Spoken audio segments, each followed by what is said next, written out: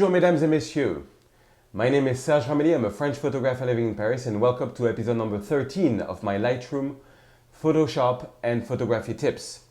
Last week we went to Hollywood and did a movie poster. You can check out the result here. The idea was not just to do a movie poster, but to apply a technique, a very paint draw-like technique that you have on the faces on Hollywood posters. If you have not seen last week's episode, you can go back either on the iTunes podcast or on the YouTube channel to check it out. This week we are going to get back to Lightroom. And one of the questions I get often is that today, do you need to do bracketing? What software do you use to do HDR? Just to answer this question, I have been doing HDR for many years and I've been using Photomatics for many years. But then something happened. Lightroom 4 came out. And when Lightroom 4 came out, the way they made the sliders really gets you the ability to get everything you can out of the raw file that you have. And the reason I was doing HDR was to get a dynamic range, so that we don't have a blown out sky, so we have details in the shadows. That was the main reason I've been doing HDR for years. And now I can do all that with just one raw file in Lightroom. It works if it's slightly underexposed, but you will see this in the video. And so today I'm just going to show you a workflow from A to Z of one raw file and just retouching on the Lightroom 4 and nothing else. And you will see what Lightroom 4 can do is amazing. This is the before photo and this is the after photo. So let's not waste time and let's go and check out this beautiful Lightroom 4 workflow. Okay, so this is a photo that I shot on a tripod just as the sun was coming down. This is the French Academy in Paris. This is the normal exposure, this is the underexposure, and this is the overexposure. I often shoot bracketing in the idea that I would maybe do some HDR with it or not. The thing is, since Lightroom 4 came out, I find myself over and over doing the same technique, which is basically just using the regular exposure, retouching the hell out of it to get all the dynamic range back, and that's it. I don't do any more HDR, or I get often this question, do you do a lot of HDR? Do you use Photomatics? I used to do that a lot, but since Lightroom 4 came out, if I get the dynamic range that I want in one photo, then I'm done. I don't especially like the HDR of Photomatics looks. All I'm trying to do is get the dynamic range. Now, what do I mean by the dynamic range? Believe me, when I came to this place, it was not looking like this. My eyes could see all the details that there was in here, and I could see the sun, and the sun was like, burning behind. It was not at all like this. That's how the photo sees it. That's how the raw file is, but that's not the reality. I'm going to try to get this back to reality.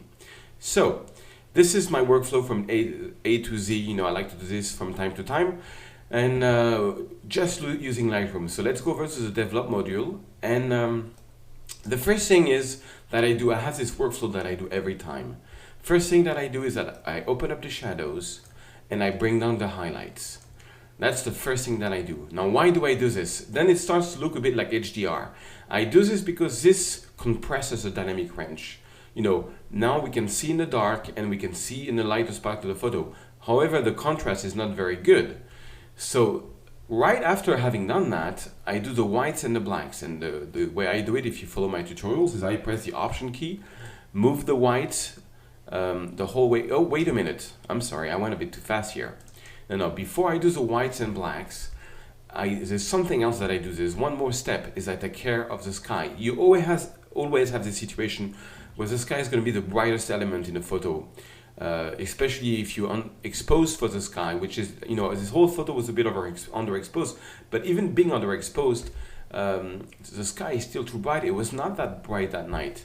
So before I try to deal with the white point and the black point, which basically cares for the contrast, I'm going to deal with the sky. So I take the neutral density filter, the graded filter, and I'm going to go for exposure. I get the exposure to be down a little bit, and I'm just going to drag from the corner a little bit, not that much, oops, something like this, yeah. This is going to darken the sky. Now on the top of bringing down the exposure, that's the only thing this filter does, is on the gradient, bring down the exposure. I'm going to boost up the contrast a bit more, and the clarity, because I want these clouds, they were really looking nice. I want to see them, and a bit of saturation, maybe a little bit of saturation overall in the sky. Now check it out, before the gradient filter, after the gradient filter. You see we brought down even more the sky luminosity. So now we have a pretty actually balanced photo in terms of, you know, anything which is too bright, which is bright is not too bright, anything which is too dark is not too dark. You know, it's balanced. We have gotten the dynamic range back. Now we need to correct the contrast. So for this is when I do the white point and the black points. So pressing the Option key on a Mac or the Alt key on Windows, I go right and I go right until, you see it's all black, until I see some little spots, some little pixels, which is going to be what we call the white point, meaning that point that's going to appear is going to be a point which is 100% white. There is no more information. You cannot go more than that. It's just a pure white point. Now, usually what I do is that I go with the whites until I see a little bit of pixels. I think that's kind of fine. And I drop it. You will see that the whole photo got a lot brighter. And we have some pixels here which have no more information, but we still have a lot of details in the sky. And now I'm going to do the opposite with the blacks. So pressing the Option key, I'm going to go left. And usually with the blacks, I go a bit further. Yeah, something like this. I go a bit more until we see a bit more pixels. So now I drop it. Okay, well, then I look at it and I find that I went too far with the blacks. I think the black parts is a bit too dark. So I just want to balance the color, balance the reality here. We're not trying, this retouching that we are doing is really to get back the emotion that was there. So I'm backing down the blacks, yeah, something like that. That's a bit more balance. Now, the photo could be a bit more contrasty. And this is when I add contrast. Once I've done the blacks and the whites, I add a bit of contrast. No, actually not that much. I'm going to back it down. I'm going to back it down a little bit. I might come back to it. Now, what about the temperature? Temperature looks kind of okay. From what I remember, it was not as yellow. It was a bit more reddish. So let's add a bit of magenta in this sky. I think it was a bit more like this, the sky. Maybe not that much, but let's add a bit of yellow to counterbalance it. So, you know, you just play around with the temperature until you have something that you like, yeah. It was a bit something like, it was warmer, it was a bit like something like that. That I kind of like. Okay, now we've got some serious distortion due to the fact that my lens, I was shooting at, let's see what I was shooting at. I was shooting with a 24 to 70 millimeter at 24 millimeter, which is cool, but I was shooting up. I was shooting up because I wanted to get a bit of sky over the antenna. And this is, when you shoot up, this is where you really get this going like this and this going like this. And personally, I don't take it. I don't like it. So, but Lightroom is good for that. So let's go down here. And first, to lens correction, let's click Enable Profile Correction. This is going to correct a little bit of things, you know, make the photo a bit brighter and things. Not that incredible, but it's okay. Then let's go in the second thing, which is Chromatic Aberration. Now this photo, I know has Chromatic Aberration because I was shooting against the sky. Now check this out. See this little blue line here? And see this little red line here? That's because the sun is behind it and it always does that.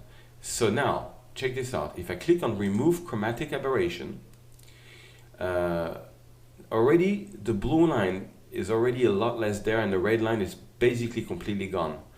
But then the purple hue, which is, you know, this thing is purple, blue, I'm going to put it about the amount about around 10. And this type of hue, this is actually warm chromatic aberration and cold chromatic aberration. I'm going to put both at 10, 10. And now it's almost gone. Check this out. Before the remove chromatic aberration, it's going to take a while to bring it back. See how this is all red and this is all blue and this is all blue all around. Now if I remove it, check this out. It's a lot better. Now, that's one of the problems I have, is that I had to underexpose the photo. So if you look at it, it's a bit noisy. But it's not only it's a bit noisy, I made a mistake during this photo, is that it's a bit blurry in the borders. Now the reason it's a bit blurry in the borders, and here it's pretty clear, is because I made the mistake. See, this is pretty sharp. And if I go here in the border, here it's pretty sharp. It's pretty sharp everywhere, but it's not sharp. It's not sharp here on this roof. It's not a big deal because you can hardly see it. But why is it like this? Because I shot at 7.1. Now 7.1 is a big aperture, but I should have shot, you see, when you have elements which is close to you, like this, all around, you should shoot like at f13 or f16. This is the only way to guarantee that everything is going to be sharp. Because you put f13, you put f16, you make sure that you focus on something which is in the middle of the scene, and then everything will be very sharp. Now that's my mistake, but it's okay. It's still a nice photo, and still can make a nice print, because you won't see much of that in the print. However, we have some noise. Well, we are here at 100%, and noise reduction is just here. I'm just going to do the noise reduction around 24 or something. I don't want to take out too much noise, but just a little bit. And color noise, I'm going to put it around 58. There's not that much noise, but okay, now it's gone. And then sharpening, I'm going to bring it around, not 72, that's a bit too much. Maybe 50. I always go on sharpening between 50 to 80, and basically it's based upon the fact that there is a bit of noise. If there is a bit of noise and I had to go up to 24 on the noise reduction, then I go around 50, 60 to the sharpening. If there was no noise at all, I had to do no noise reduction, then I go to about 80 or 90 on the sharpening. That's my formula. It might be a wrong formula, but it's mine. It belongs to me. Okay, so now, last but not least, key step is the third panel in lens correction, which is manual. Now, first thing you do, I want to make this straight. I want to make this completely straight. So for this, the first thing I'm going to do is I'm going to move my rotate to make sure that my center part of the photo is straight. I'm going to go right a bit. Now this can lag a bit. No, I'm going to go the other way. I never know which way the photo is going to go on the rotate. It's crazy. After 30,000 photos retouched with Lightroom, I still don't know if I go left, what's going to happen. Okay, I'm just trying to make sure that this photo is completely well centered. Okay, that should be about right. That should be about right. And then I'm going to go for the verticals. Now vertical is going to take care of this and this. So vertical, I'm going to go left with vertical and see what happens. Now it's going to lag a little bit because now I did all the retouching. So it has to undo all the retouching. Okay, you see it's not bad. This is going good, but this is not going good. And the reason this is not going good is because my rotate is off, completely off. I should probably have not touched it. So I'm going to basically play with rotate and play with vertical until everything is straight in the photo. And this is a 21 million pixel photo, RAW file. So it takes a bit of time. It's a bit lagging. I'm sorry for that. But believe me, I have a 16 gigabyte iMac 27-inch latest one, and it's still lagging. That's a very, lens correction is a very intensive. Okay, now that my rotation is a bit better, basically I keep on rotating the photo until I've got the feeling that the two lines on the sides are going about the same direction. Okay, vertical, I'm gonna go even more. I'm gonna go crazy on verticals. Okay, I want to see if I can get this straight, completely straight. Hey, now that's starting to look something. You see, this is almost straight. Let's see if I can do it a bit more. Because this is how my eyes were saying, we are like doing retouching just to, get back from the camera reality to the real reality. Believe me, I did not see these lines going this way when I was watching the scene at all. Okay, that's pretty much straight. I'm pretty happy with that. So now you see it created all this gray area here. So we're just going to click on Constraints Crop, and it's going to crop the photo so that we don't see these gray areas. And actually the cropping that it does is pretty good. It's about, it, you know, I had a bunch of people there, so pretty happy with that. Okay. One thing that I like to do a little bit on this type of landscape is, while I'm here, is to do some post-crop vignetting. So I'm going to go left here on the post-crop vignetting. And something like that. Okay. Now I want to check something here. I want to check how sharp it is on the corner of the photo. See how it's blurry? I think it's really because I shot at 7.1. It's a bit blurry. Let me check something. If I take out the profile correction, is it going to be sharper or not? No, it makes a bit of a difference. No, it doesn't make such a difference. You see, I really shot. You see, this is a bit blurry on the side, and I mean, the 24-70 2.8 from Canon is a good lens. I think I'm going to go back and try shooting this at f13, but boy, did I have a nice sky. Okay, so now let me show you the before and after, what we've done so far, which is here. History, I'm going to go back. Okay, this is where we started. Okay, no, this is where we started. This was the final, this is where we started, I'm sorry. Now, and this is where we are. Just doing Lightroom and just trying to get back reality. No fancy retouching here at all. Fancy retouching might start now, but now this is just getting justice back. Just how did the photo look at the time? Okay? All right. So now, let me see something. Okay, yeah, the only thing I think I'm going to do on this photo is maybe I'm going to add some whites. I'm going to brighten up some part because there are still some part which is too dark, which was not like reality. So for this, I'm going to take a brush, but I'm going to go the opposite. I'm going to go to the right with the exposure.